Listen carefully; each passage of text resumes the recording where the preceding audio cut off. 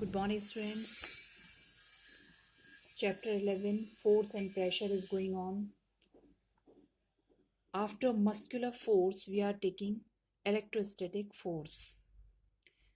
The force exerted by a charged body on another charged or uncharged body is known as electrostatic force. This force comes into play even when the bodies are not in contact. This force is an attractive and repulsive force between particles are caused due to their electric charges.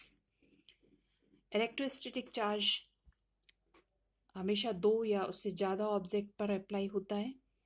यदि एक charge body दूसरी uncharged body के पास रख दी जाए तो वो अनचार्ज object भी charge हो जाता है, लेकिन उतनी क्वांटिटी में चार्ज उसके पास नहीं आता जितना पहले ऑब्जेक्ट के पास है. ये इलेक्ट्रोस्टैटिक फोर्स बोलते हैं इसको. उसका एक छोटा सा रूटीन में आप एग्जांपल देखते हैं कि किसी कॉम को यदि आप अपने बालों पे रगड़ते हैं, रब करते हैं और छोटे छोटे कागज़ के पीसेस के पास जब वो कॉम ले जाते हैं तो वो उस पर चिपक जाते हैं वो पीस. तो उसका रीज़न ये है कि इलेक्ट्रोस्टैटिक फोर्स जो है वो या तो उनको अट्रैक्ट करता है या फिर उनको रिपल्ट करता है. अब अट्रैक्शन कब लगता है और रिपल्शन कब लगता है ये मैंने आपको कई बार बता दिया. Now next is gravitational force.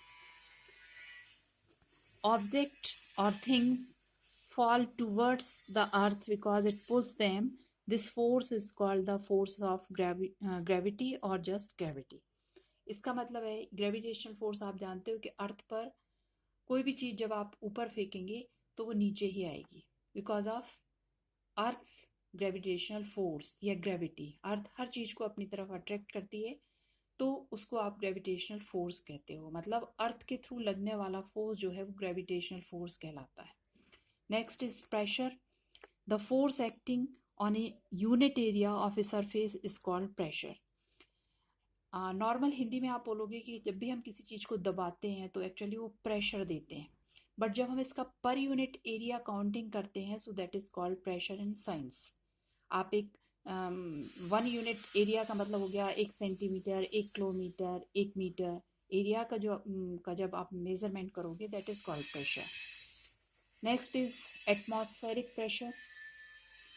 Atmosphere में जो प्रेशर लगता है वो एटमॉस्फेरिक प्रेशर कहलाता है, क्योंकि वहाँ पे उसका रोल जो है वो बदल जाता है, क्योंकि एटमॉस्फेयर में चारों तरफ एयर होती है और वो भी प्रेशर अप्लाई करती है.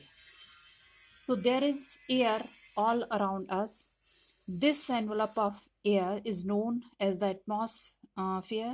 The atmospheric air extends up to many kilometers of the surface of the earth. The pressure exerted by this air is known as atmospheric pressure. Now, I am giving a homework for you. Look at this activity 11.11. This is from NCERT book. इस activity को आपको read out करना है. ये atmospheric pressure से related है. इस सारी एक्टिविटी को आप रीड करिए और समझिए. इसमें यदि आप कोई क्वेश्चन पूछना चाहते हैं तो आप पूछ सकते हैं. Thank you.